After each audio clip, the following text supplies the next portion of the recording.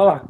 Ah, mas Tess, me perdoe, Tess, eu não sei nem o tema eu sei que tu vai falar, eu sabe o que vai falar, mas não lembro o nome do tema. Mas o tema ele vai falar da experiência dele profissional e acadêmica, né? Dessa vida de Ah, professor aí, que ele show. provou por 2 anos e não quer mais, ou que Que é isso, a gente nunca um sabe, dia né? vai Se voltar a jogar. vai voltar ou não.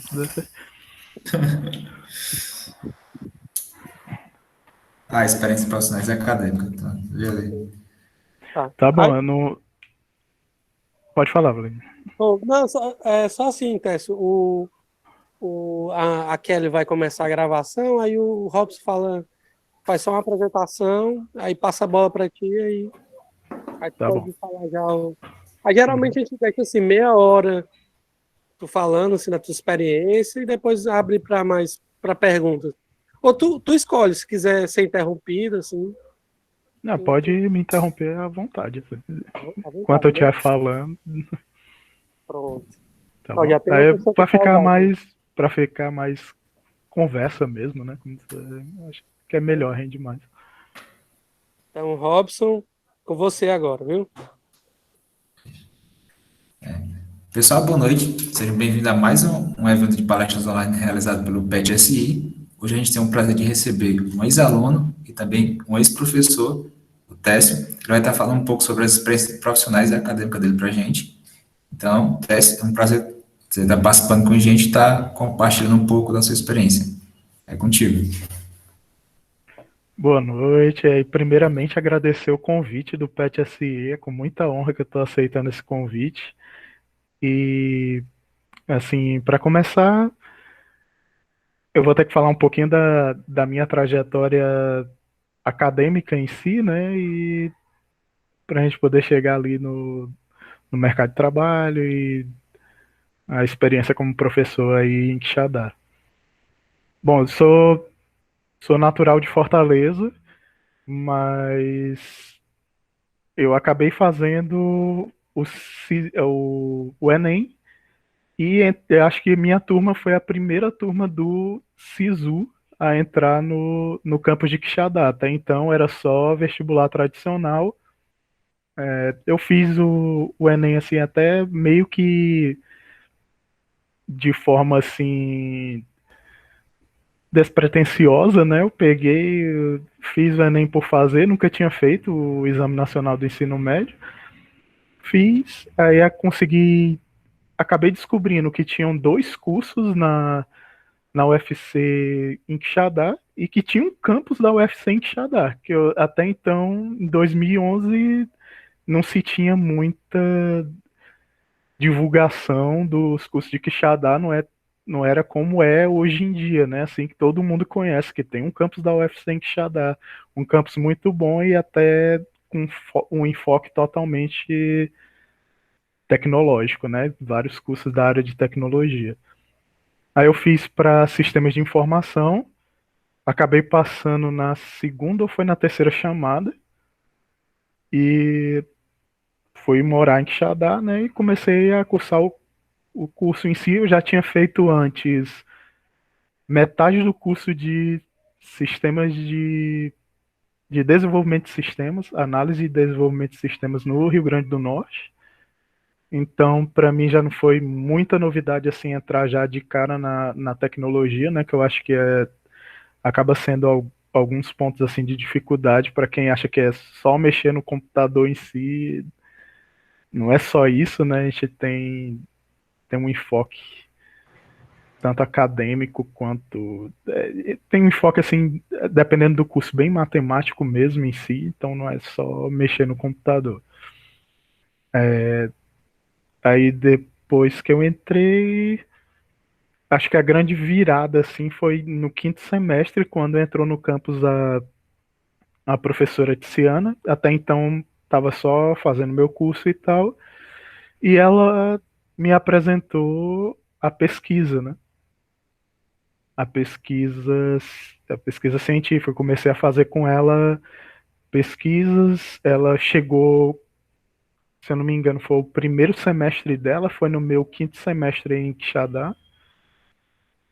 ela chegou, ela, o Regis e outros professores novos chegaram assim com um gás, né? Não que os anteriores não tivessem esse enfoque na pesquisa, mas eles já chegaram procurando alunos para participarem de projetos de pesquisa com eles, né? Isso aí eu até gostaria de reforçar com vocês.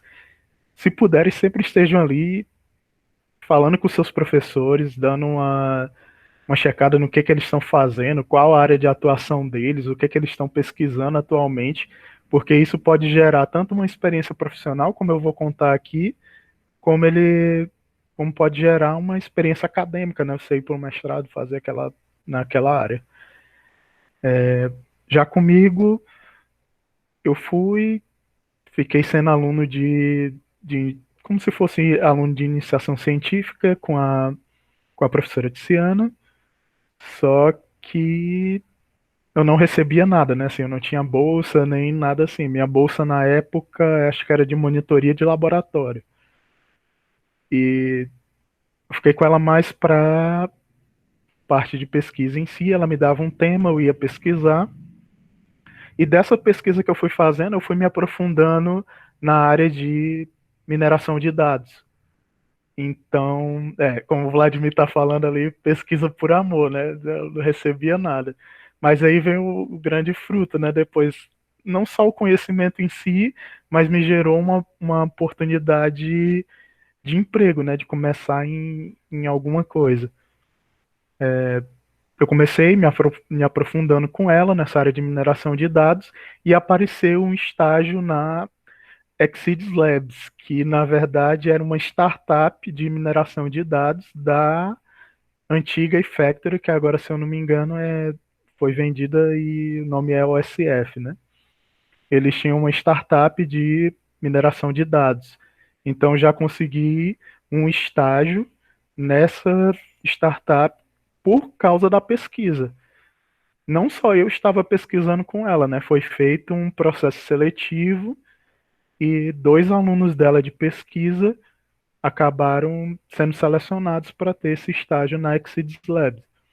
Aí eu comecei a estagiar lá e nesse meio período eu fui chamado para fazer parte do PET SI. Então tive aí o estágio e era bolsista do PET, do programa de PET dos sistemas de informação. Foi um período bem puxado assim para mim, mas muito bom em termos de tanto do que eu estava aprendendo de pesquisa, como o que eu estava aprendendo na parte do estágio, que eu comecei a vivenciar o que é um controle de versão, como é que você pega um projeto do nada e como é que você participa disso. Desde o começo, né? Você fazer ali um controle de versão, você ter que colocar suas horas, o registro das suas horas num sistema da empresa.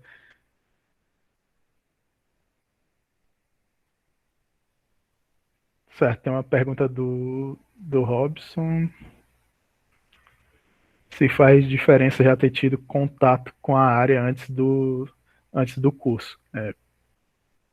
Com certeza fez, porque eu não caí de paraquedas, né?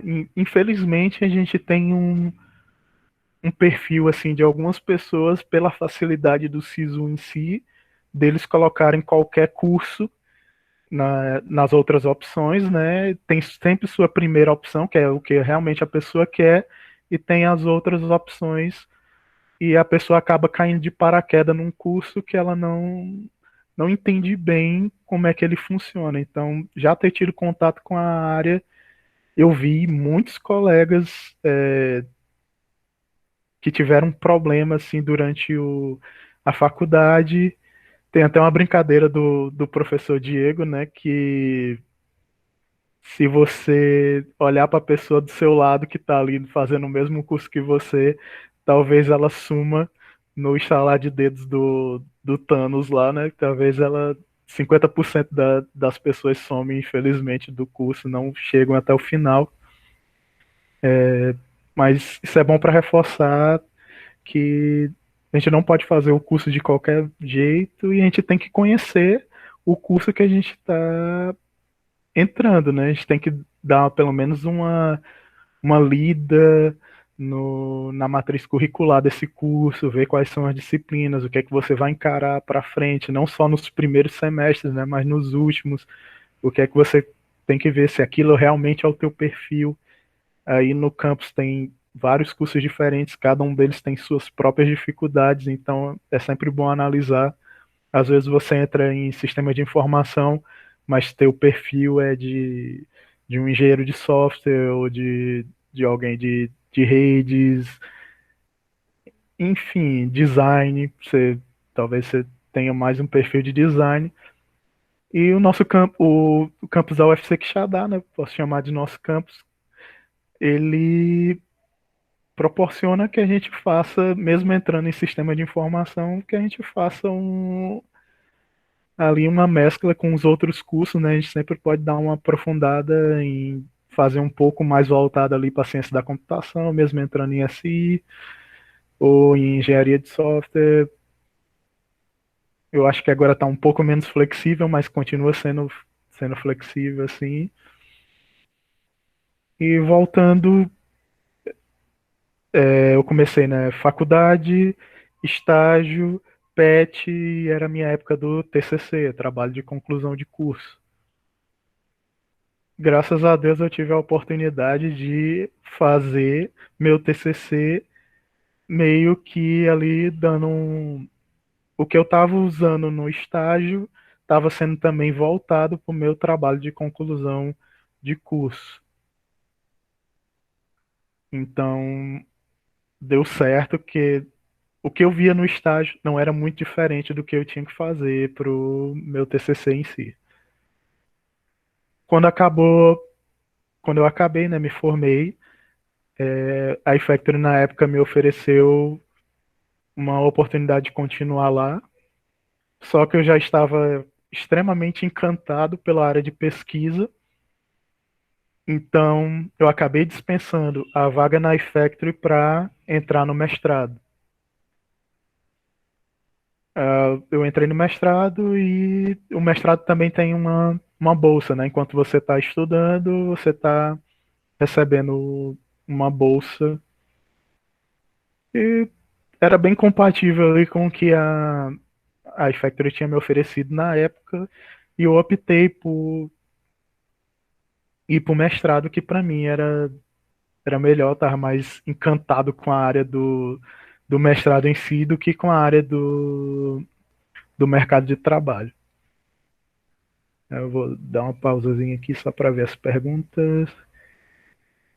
Pesquisar e trabalhar na mesma área te ajudou de alguma forma? Quais as semelhanças entre ambos?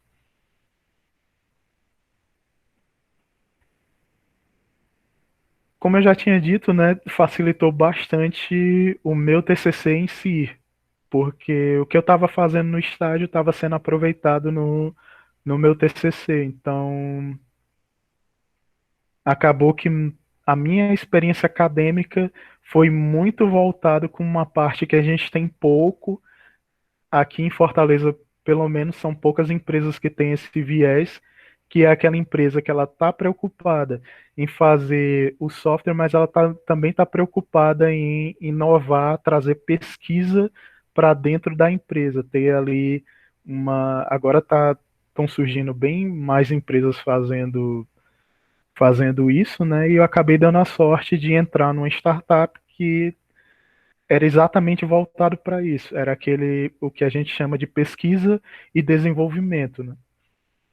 Então, eu meio que o que eu trabalhei de experiência no mercado de trabalho foi voltado para pesquisa e desenvolvimento, que não é um perfil que você vai encontrar em qualquer empresa. Então, isso acabou ajudando bastante.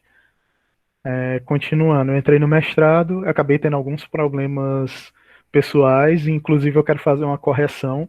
Eu ainda não tenho mestrado na área de ciência da computação, ainda sou aluno e por causa da pandemia tá meio que parado. Eu vi que saiu lá nas informações, infelizmente eu não tive tempo de olhar assim com cuidado, mas eu ainda estou fazendo, ainda sou aluno do mestrado em si. Então, ainda estou na luta para acabar o meu mestrado. Só essa pequena correção mesmo, das demais informações, pelo que eu vi, estão todas corretas. Aí eu entrei no mestrado, tive um problema pessoal com um parente, acabei tendo que abrir mão do mestrado e ter que entrar de novo no mestrado.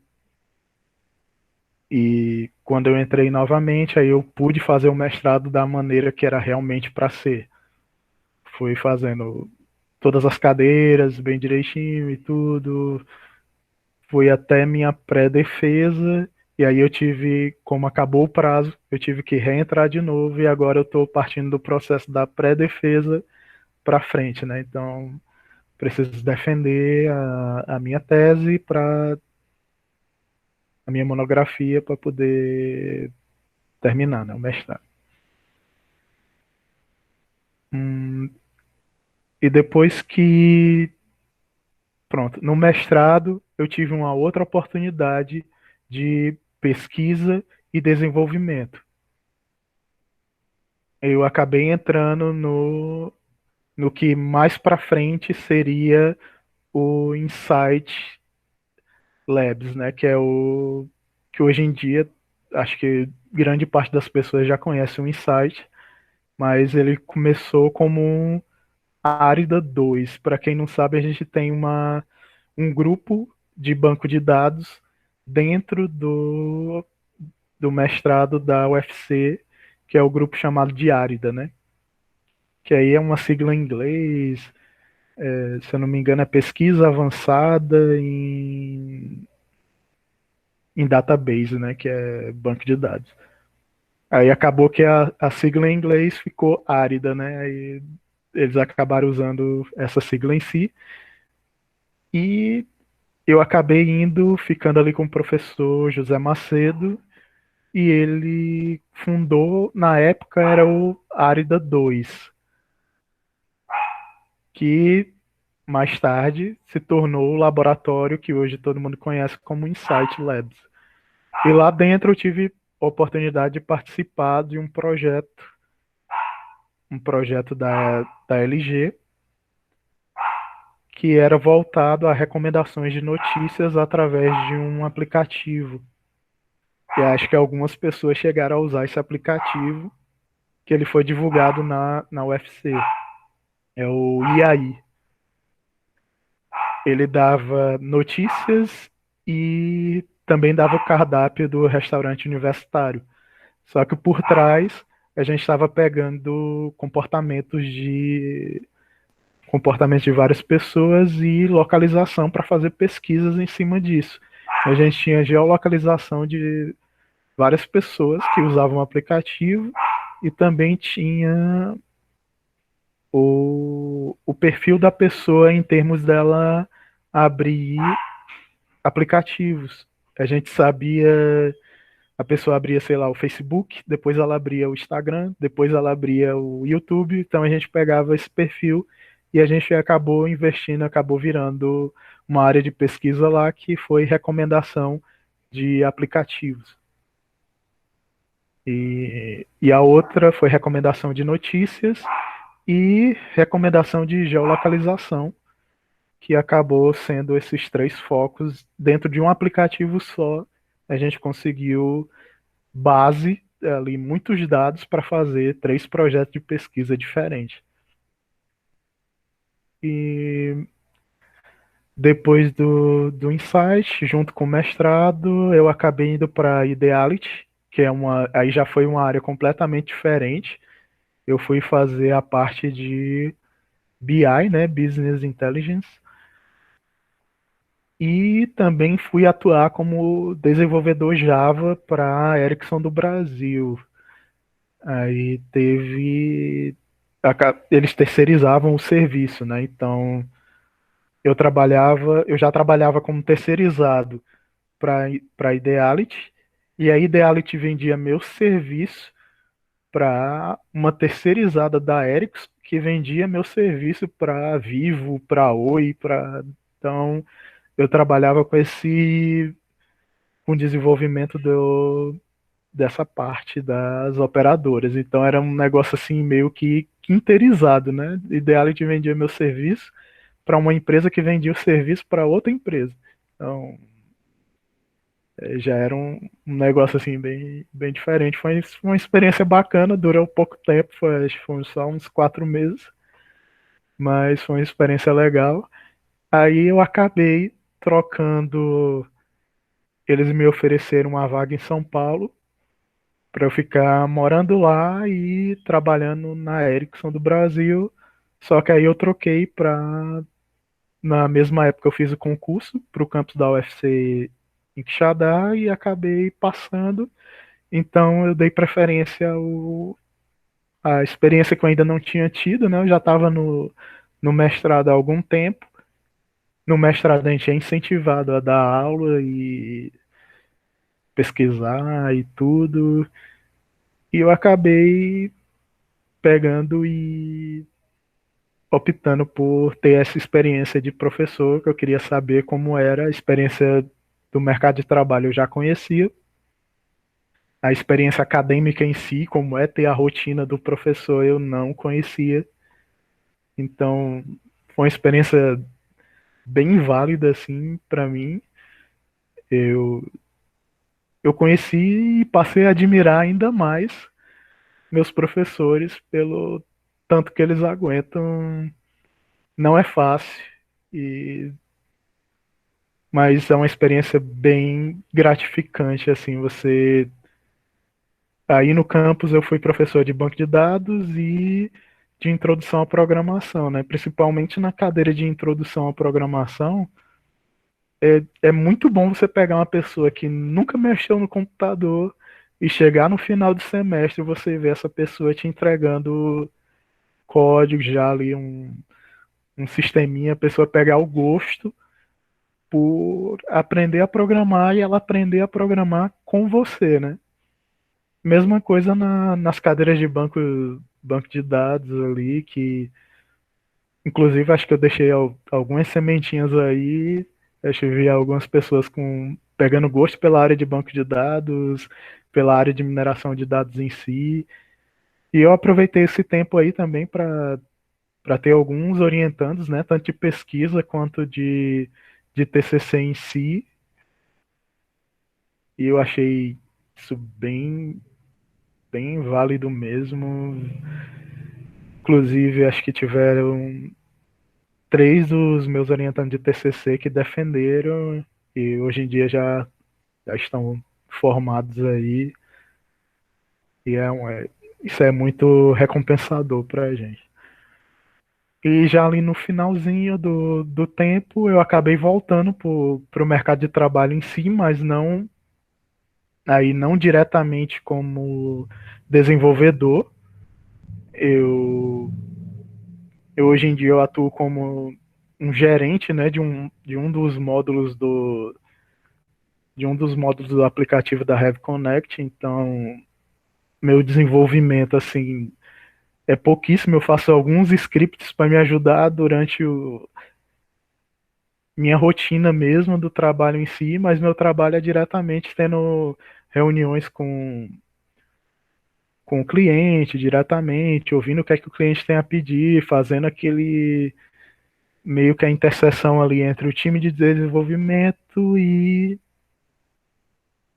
os clientes em si, repassando o que eles estão pedindo e tudo, vendo quais são as melhores soluções. Então, é importante para essa função a pessoa ter alguma noção do desenvolvimento para saber o que é que pode ser feito e o que não pode ser feito.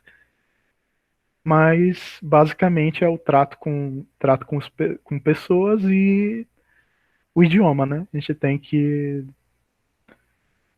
ser em inglês e é com nativos em si, né? Às vezes a gente passa alguns apertos, mas dá certo.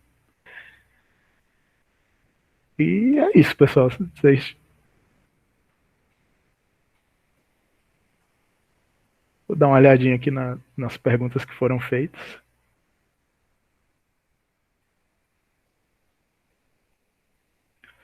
Pronto. O que você faz atualmente na Heavy Connect está relacionado com o trabalho do mestrado? Infelizmente, não.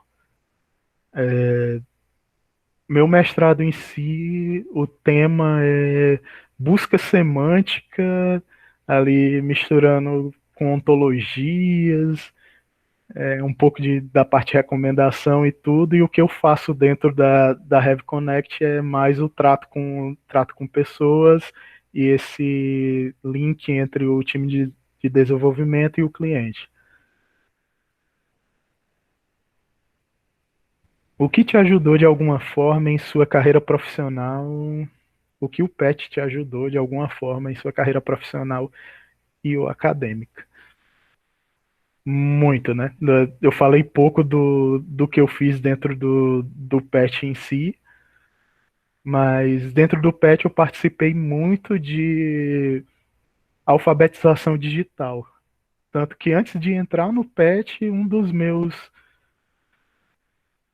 projetos foi exatamente essa parte da alfabetização digital em si, que eu sei que alguns dos petianos adoram, né, essa alfabetização digital, mas eu gostava muito dessa parte, principalmente por ter a experiência de ensinar alguém, né? Na época eu era só um aluno da graduação, mas eu estava ali ensinando uma turma de alunos a mexerem no Excel, no Word, esse tipo de coisa, e para mim isso já foi uma experiência totalmente válida, principalmente para a carreira de professor em si. E dentro do PET também tem muito enfoque no desenvolvimento, né? O que me ajudou também a conhecer, a aplicar o que eu estava vendo no meu estágio, eu consegui também aplicar dentro do PET. A gente começou a fazer controle de versão dos projetos que tem aí, estão rodando dentro do PET. E a gente teve uma experiência ali como se fosse uma fábrica de software também dentro do PET para o desenvolvimento de alguns sistemas que a gente tem hoje, né? Eu achei que as duas experiências, tanto para a carreira acadêmica quanto para profissional, foi, foi bem válido a ajuda do PET em si.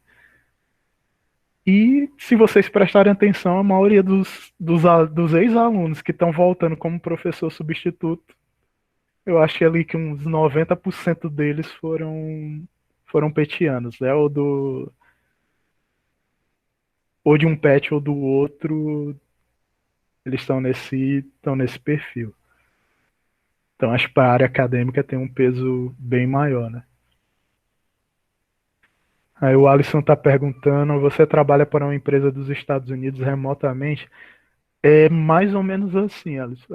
A empresa, ela tem uma filial aqui no Brasil, que é a Heavy Connect, né? Só que ela é uma empresa americana, né? Mas quem cuida da parte aqui da filial do Brasil é o Júnior, né? Ex-aluno do Leonel Júnior. Ex-aluno do PET também, né? Do PET SI. Ele foi fazer o Ciência Sem Fronteira. Teve esse contato com o Patrick, que é o dono da Heavy Connect em si. Depois que ele voltou para o Brasil, ele manteve esse contato. E acabou que a parceria foi tão grande que surgiu a filial brasileira da empresa americana, mas a gente trabalha com eles assim remotamente. Eu tenho um contato. Eu mais, né? Alguns desenvolvedores eles vão ter menos, mas eu tenho um contato tanto com o cliente como com o time lá dos Estados Unidos, mas são duas empresas separadas, tá? Apesar de ser meio como se fosse uma filial, são duas empresas separadas, tem a empresa americana e tem a nossa aqui no Brasil.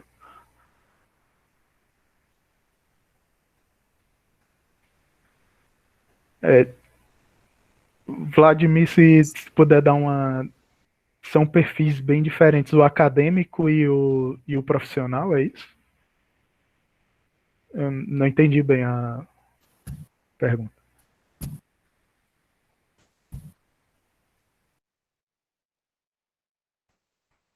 Acho que ele não está aqui, não. Acho que tá com o microfone desligado, talvez. Certo. O Inclusive, tô respon... com o meu microfone ligado. Desculpa, é, Deus, atrapalhar. Também com o microfone ligado e escrevendo aqui para não querer deixar atrapalhar a tua fala.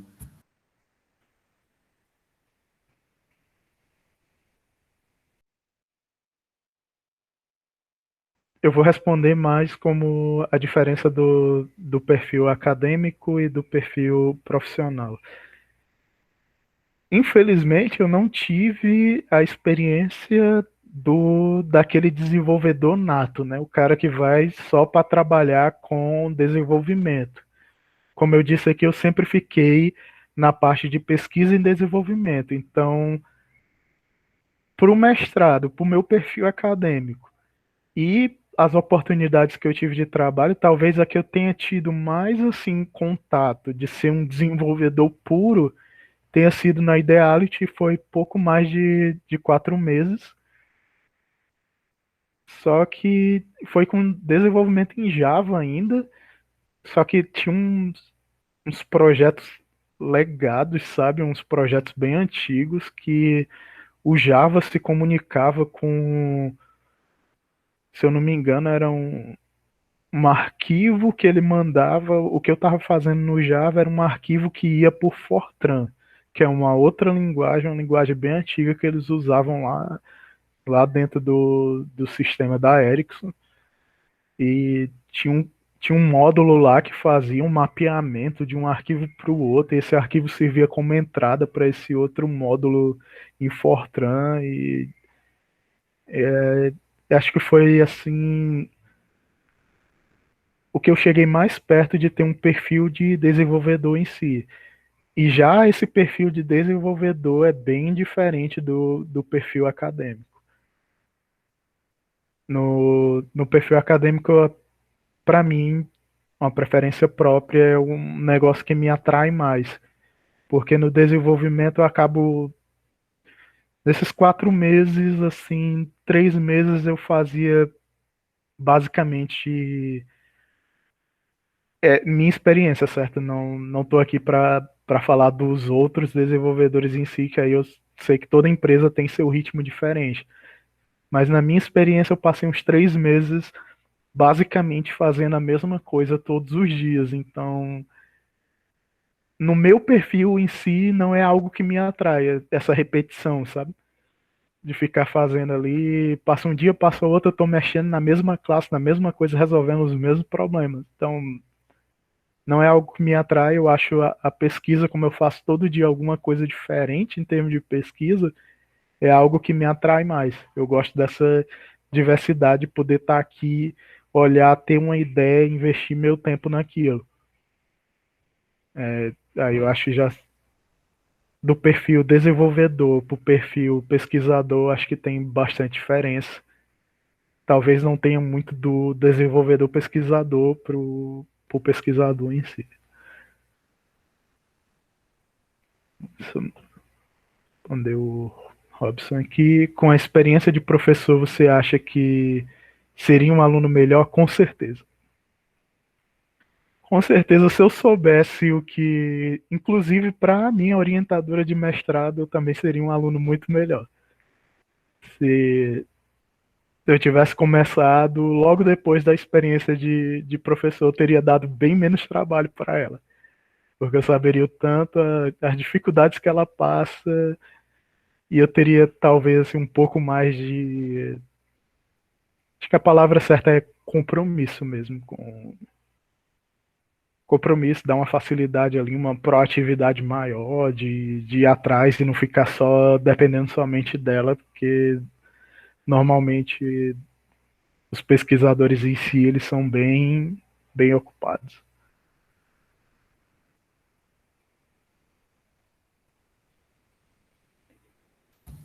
Quantas pessoas da Heavy Connect atualmente não foram do PET? Eu acho que somente duas. Só duas que não passaram pelo PET em si. E claro que tem uma outra pessoa de outro estado que aí não tem como ela ter entrado no PET em si. Mas os que são daqui do Ceará, acho que somente dois não foram de alguns dos PETs.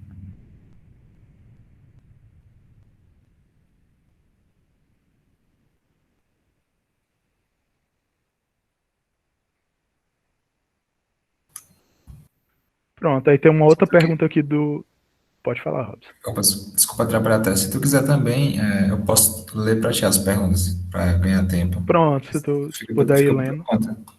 Eu parei na do Alisson ali. Quer que eu leia para ti? Uhum. Agora, assim, eu não sei se tu vai conseguir responder, mas sabe dizer quais pontos facilitam para uma contratação e para um trabalho remoto? Pronto, aí o trabalho remoto em si. Contratação, você tem um bom portfólio de. Se você vai trabalhar com desenvolvimento, é bom tu estar sempre com teu GitHub lá, GitLab, qualquer coisa ali cheia dos teus projetos, né? Que aí, quando você for para uma entrevista de emprego, mesmo ela sendo remota, assim, se você for fazer qualquer coisa nessa área, participar de um processo seletivo, tu manda o teu GitHub com os seus projetos e a pessoa já vai saber que ela pode esperar de ti. Ela vai olhar como é o teu código, vai olhar o que é que você usa, se você é bem organizado, se você, quais tipos de tecnologia você conhece. Então é importante você manter teu GitHub atualizado. E se for para um trabalho remoto, fora do país, tem que dar sempre aquele reforço no inglês. Então, sempre procurando desde os primeiros semestres ali, tá tendo contato com o inglês, que independente de onde for, o inglês vai te ajudar, né? Show de bola. Qualquer coisa, Alisson, tu pode pontuar alguma coisa se respondeu. A próxima pergunta é a minha. É uma pergunta que o Vlad sempre faz para alguns ex-alunos, principalmente experientes, que é quais são as disciplinas que mais te ajudaram no mercado ou na tua pesquisa? Certo. Porque já, No meu caso, diretamente foi banco de dados avançado, mineração de dados. Por incrível que pareça, cálculo, né?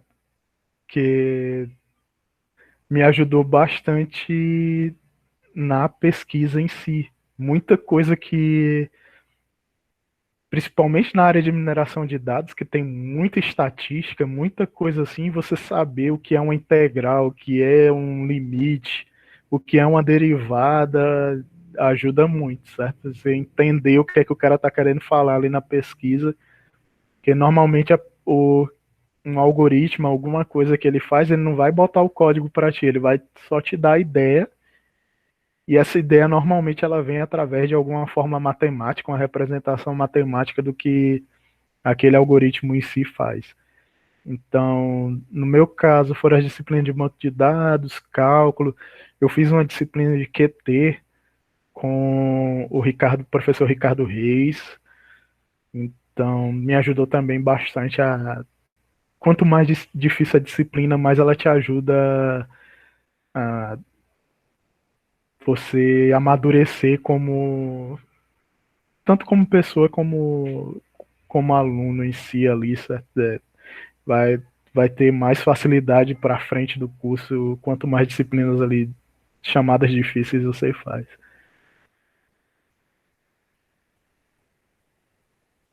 show.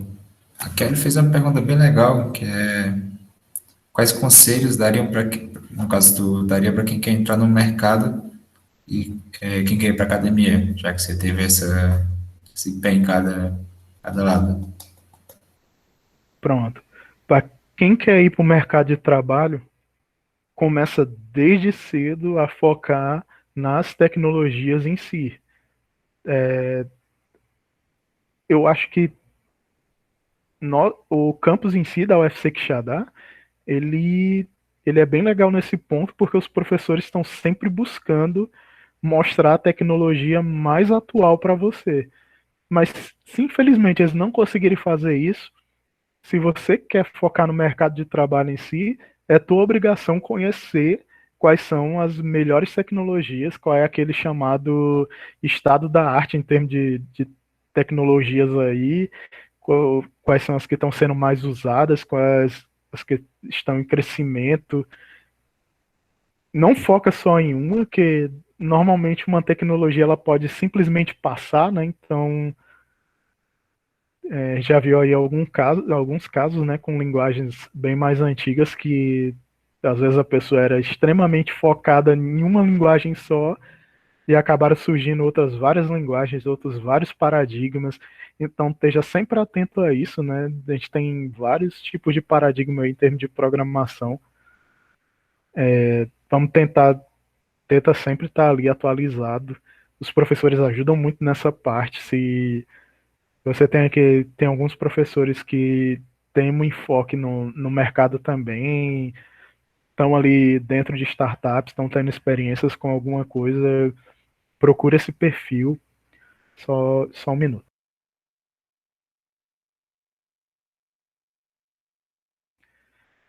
Procura esse perfil, tenta chegar mais próximo desse perfil. Sei de alguns professores que são focados aí para mercado no campus.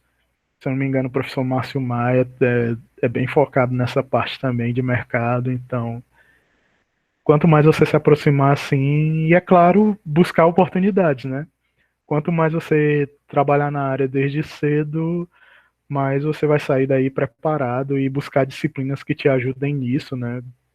Em termos de programação. Para quem quer ir para a área acadêmica, é gostar de estudar. Não tem outra, não tem outro o que falar assim, né? Você tem que gostar de estudar. Você tem que ter um conhecimento em língua estrangeira, porque muito do que é divulgado vai ser um chinês lá na minha área, por exemplo, muito do que é divulgado atualmente sempre é um trabalho de algum chinês e tal, alguma coisa assim, vai estar em inglês, né? Felizmente vai estar pelo menos em inglês. Então, se você tiver acesso a uma língua estrangeira, você vai conseguir exatamente como falaram aí, né? Nossa área é baseada em fazer faculdade para viver estudando. Vai ser realmente um indiano dando videoaula em inglês. Enfim, tem que ter um conhecimento da língua estrangeira, gostar de estudar e gostar de estar ali se aprofundando em novos conhecimentos, nunca ficar parado, né? Uma coisa puxa a outra, puxa a outra, puxa a outra. Às vezes, para você pesquisar na tua área, só para fazer um levantamento de bibliografias, você tem que olhar praticamente todas as referências de um artigo, alguma coisa assim, você tem que sair olhando elas uma por uma, então é gostar de estudar, gostar de ler, gostar de participar dessa área aí e procurar disciplinas que te ajudem nisso, né?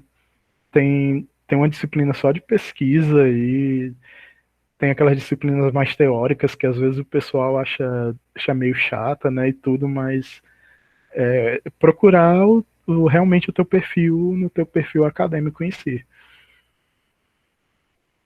Se você gosta da área de design, vai procurar mais disciplinas com enfoque em design. Se você gosta de engenharia de software, vai procurar. Se você gosta de sistema de informação, acho que a matriz curricular de sistema de informação já é muito boa. Assim. Se você fizer só aquelas cadeiras que estão ali, você já sai um profissional muito bom daí.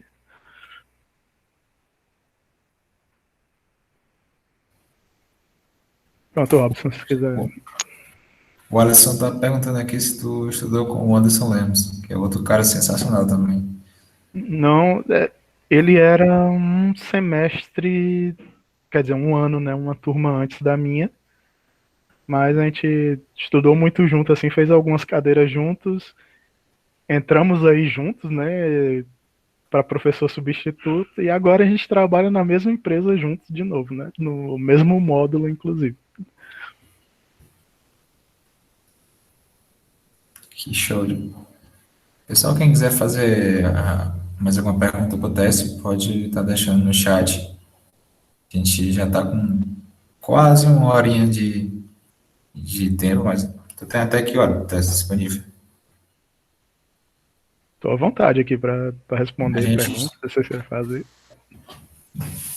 Pessoal, fica à vontade. Quem tiver com o microfone também já pode fazer a pergunta direto usando o microfone no chat. E lembrando que o formulário de presença já foi passado. Quem quiser receber as horas complementares dessa palestra ou certificado para comprovar alguma coisa, pode estar preenchendo o formulário de presença no chat. Guarda, o pessoal pensar em alguma pergunta? Queria perguntar, assim, eu sou recente no curso, né? Estou no primeiro semestre no curso de Engenharia de Software. E aí eu tenho procurado formas de fontes de informações, né? Onde buscar os melhores locais para você se manter informado e atualizado, né? Nesse mundo da tecnologia que a gente é bombardeado das mais diversas formas possíveis. Então, para você que já está mais tempo na área, né? Já estou como professor e está atuando no profissional, onde é que você busca, né? Que fontes de informações você procura mais ou você busca mais essas informações do que tem de novo no mercado? Pronto. Boa pergunta, Edivaldo. Eu normalmente, quando eu estou fazendo da área de pesquisa em si, os próprios artigos que eu estou lendo, eles vão dando referências para outros artigos e você vai pegando ali. Normalmente eu procuro ali no Google Scholar mesmo, certo? E vou pesquisando o que eu quero na área. Se eu tô pensando ali em desenvolvimento Java em si, vou botar ali Java, tra, trabalhos, o que é que o pessoal está fazendo em termos de pesquisa em si, isso para a área de pesquisa, certo? Agora, para a área de desenvolvimento em si, normalmente eu sigo alguns canais no YouTube de desenvolvimento em si, gosto de olhar no Udemy. Normalmente tem. Agora mesmo eu estou fazendo um curso de React Native que vai me ajudar bastante, né? A gente está mudando o módulo aqui, um dos módulos dentro da empresa, a gente está mudando para fazer o app todo usando React Native. Então isso foi uma pesquisa bem grande por parte dos desenvolvedores em si, para saber o que é que eles estão fazendo e tudo. Mas eu não sei te dizer assim alguma coisa que eu lembre de cabeça de um site que você procura ali tecnologia em si. Normalmente eu sigo canais de tecnologia e vou olhando as coisas que estão aparecendo novas, tanto em inglês quanto em português. Eu vou só no meu feed normalmente no meu feed do YouTube mesmo e vou olhando o que é que vai aparecendo uma atrás da outra. Normalmente eu faço assim. Então, para pesquisa, procura o Google Scholar mesmo e para desenvolvimento, assim, o que eu posso recomendar são canais mesmo de YouTube e plataformas de curso. Excelente, obrigado. Bem legal a transição. Estava falando com o Diego, né, antes da apresentação dele sobre a migração da tecnologia. Inclusive, não é legadamente considera hoje bem difícil de lidar, que é o Ionic 1 para React Native. Legal. Eu não vou perguntar quais os critérios de decisões para não sair muito do escopo do tema, mas Mas basicamente foi a tecnologia que estava ficando mesmo bem para trás, bem difícil de mexer. A maioria das bibliotecas estavam sendo descontinuadas, né? Então a gente estava já chegando a um ponto assim de a gente está precisando de uma biblioteca aqui para PDF. E a maioria que tinha, a maioria que era usada, já estava ficando meio para trás.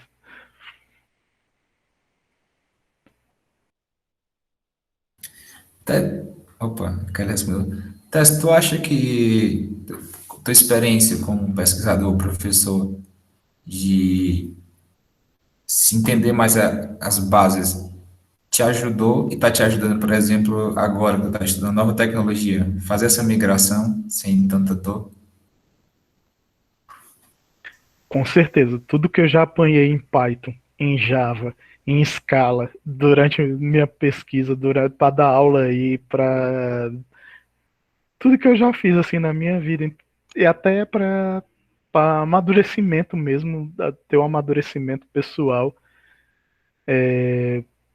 já me ajudou bastante. Eu já tenho aquela maturidade assim de olhar para o React e reconhecer coisas que tinham em outras linguagens que eu estou vendo nele e que está mudando só alguma coisa ali de sintaxe. Então, normalmente, a pessoa que já tem algum contato com tecnologia, ela migrar para outra, vai ser somente aprender uma sintaxe nova e talvez um paradigma novo de programação, mas é algo que realmente vai ser rápido se você já tem uma certa bagagem. Bacana. Na tua graduação, tu chegou a ver também funcional? Ou durante a pesquisa? Não, eu fui ver o paradigma funcional, acho que o mais perto que eu cheguei de um paradigma funcional na faculdade foi quando eu estava fazendo QT, que tava ali um negócio assim que parecia meio que de outro mundo ali, mas eu fui ter contato realmente com a linguagem funcional, foi com Scala no mestrado. Quando eu fui começar a aprender Scala, outro paradigma, né, saindo do paradigma orientado a objeto para ir pro funcional. Eu cheguei a ver alguma coisa de programação lógica também na cadeira de lógica com o Davi Romero. Acho que foram assim os outros paradigmas que eu vi. Caramba, escala até eu já sou traumatizado em escala. Não guardo boas recordações de escala. Atualmente, É o Java 10, né? Scala basicamente é o Java 10. Então, que nada, o Java tá bem melhor. Atualmente, tu tá pesquisando sobre o que no teu mestrado? Ou quais são as áreas que tu se interessa? Geralmente, quando você tem você lê currículo de professores na UFC, você tem a área de pronto, é isso. pesquisa, o que fez e os temas interessados.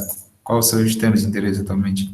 Pronto. Meus temas de interesse sempre vão ser dentro da parte de mineração de dados, recomendação de notícia, recomendação, basicamente, qualquer forma de recomendação eu acho excelente trabalhar, seja de notícias, de itens, dessas coisas, tanto que quando eu olho assim uma Netflix da vida, eu olho um Prime Video, eu olho o Facebook mesmo em si, eu fico ali, às vezes até o Facebook mesmo em si, eu fico dando uma olhada assim e imaginando como é que eles estão fazendo aquilo, como é que eles estão divulgando aquele anúncio específico, o que é que eles pegaram de dados meus para fazer aquela recomendação que eles estão fazendo ali para mim.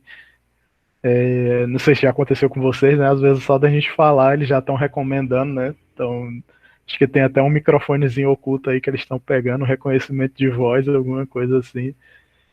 E essa área de mineração eu acho fantástico em si. E agora eu tô me aprofundando mais e tô gostando mais de programação em si, de desenvolvimento. Eu não era aquele cara que gostava muito de desenvolvimento, não.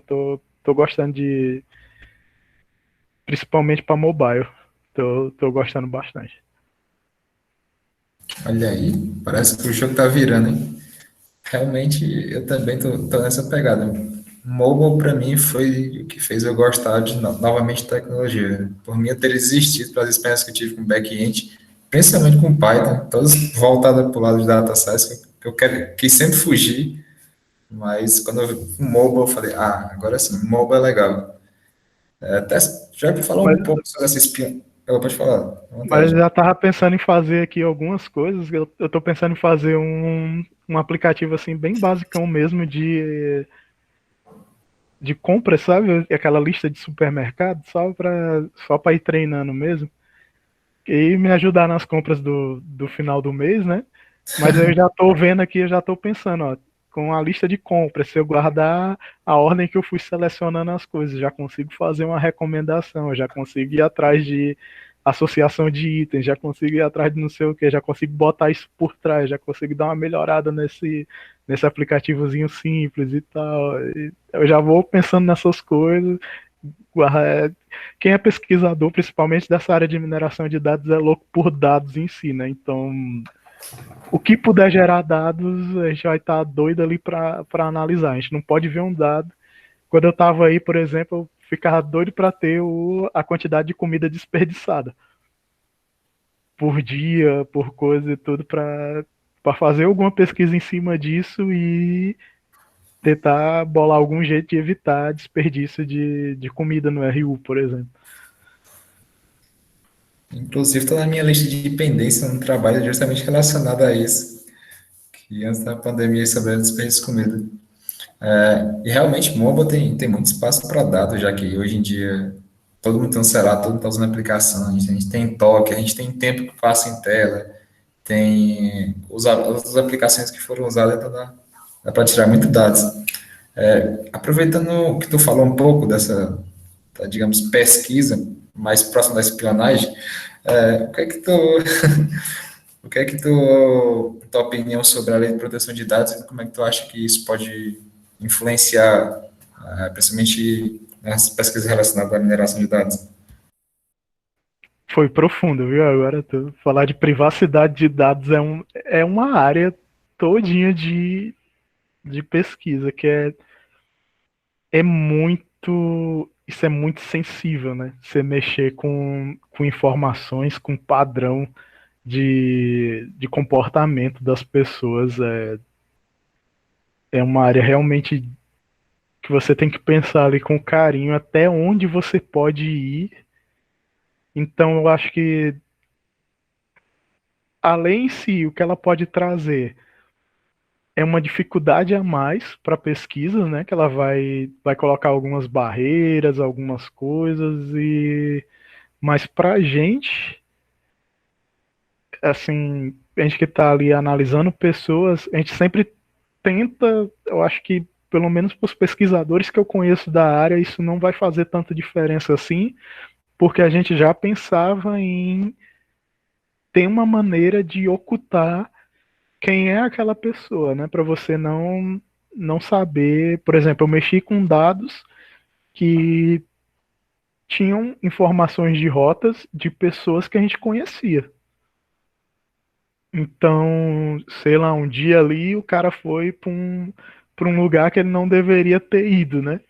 E se eu tiver um rastreamento disso, eu fico sabendo quem foi a pessoa que foi, para onde ele foi, e pensa no poder que isso tem em cima da vida de uma pessoa. Eu ter acesso a saber um comportamento todinho. Eu saber, por exemplo, que a Erika e a Letícia aí vão entrando, vão saindo de casa 10 horas da manhã e vai pro supermercado e depois elas vão para sei lá, para uma academia, depois vão para um outro lugar e eu saber de todas essas informações, de todos esses comportamentos dela, é um pouco, assim, um pouco demais, né? Então, todo mundo que pesquisa nessa área, normalmente, o Marcos falando aí que a Letícia não vai para academia nunca, eu usei o exemplo mal, né? Vai para hamburgueria lá. Enfim, você ter esse comportamento das pessoas, os pesquisadores da área sempre se preocuparem em fazer o quê? De alguma forma, ocultar esses dados sensíveis e você não ter conhecimento de a quem pertence aqueles dados e tudo. Então, eu acho que quanto mais tiver segurança nessa parte, é melhor para a gente como usuário em si, né? Legal. Pessoal, se vocês não tiverem mais nenhuma pergunta antes de a gente finalizar, queria primeiro agradecer ao Tess pela participação e pela disponibilidade de estar passando esse tempo com a gente. Lembrando que essa palestra, como as outras, vão estar gravadas, disponíveis no canal do PET. Inclusive, se a Kelly puder depois colocar o link do canal, vocês podem tanto assistir as palestras anteriores e as próximas. Então, já se inscreve lá para poder aquele conteúdo YouTube, né? Se inscreve lá, dá like nos vídeos, principalmente no vídeo do teste que vai sair.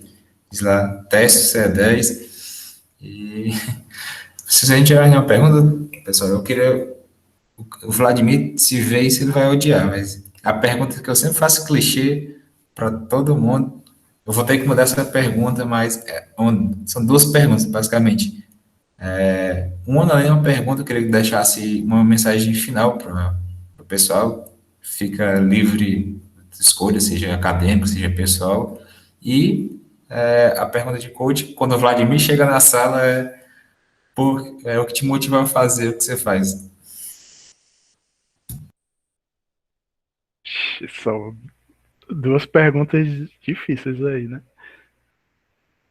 Assim, o que eu poderia deixar de pensamento, assim, para todo mundo é: aproveite toda oportunidade que você tiver. Se dedique ao máximo nas oportunidades que aparecerem na sua frente. Às vezes vai parecer que ninguém tá dando atenção, ninguém tá se importando com o que tu tá fazendo, mas às vezes você é exemplo para outras pessoas.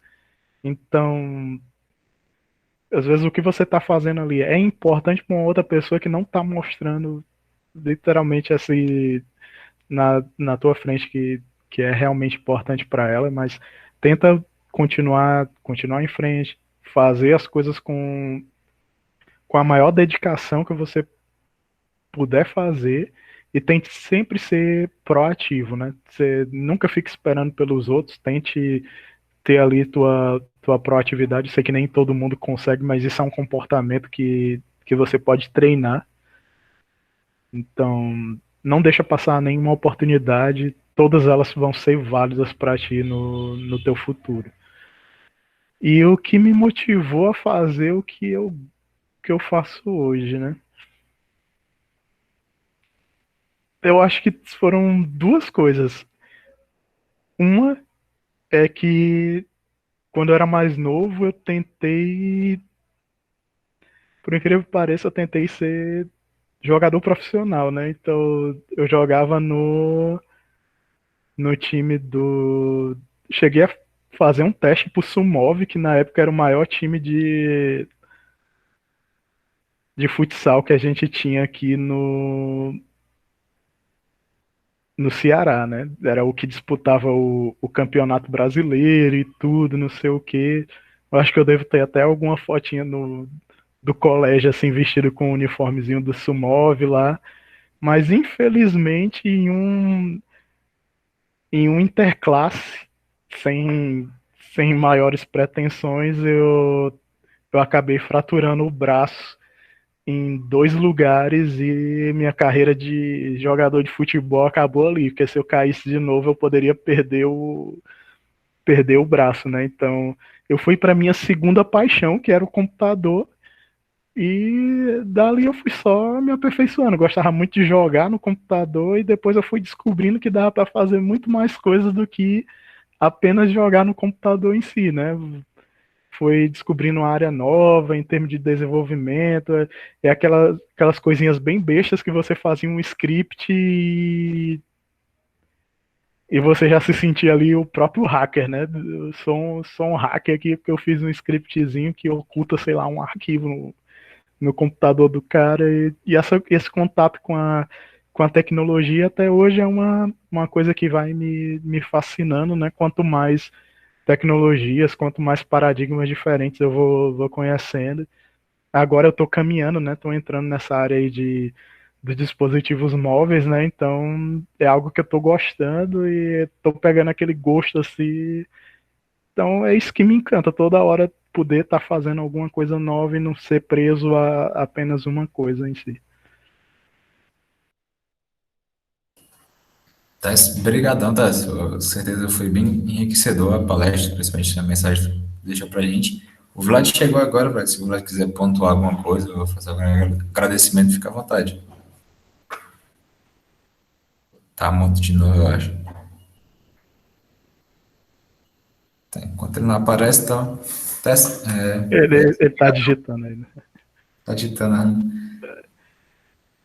Eu que agradeço por ele ter sido o melhor professor de LIP que eu tive aí.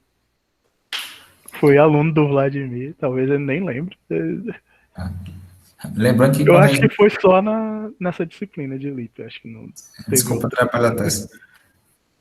Lembrando Já foi que, bom, né? rapaz, a gravação aqui a gente vai parar, você pode falar a opinião sincera, viu? Eu lembro, viu, Tess?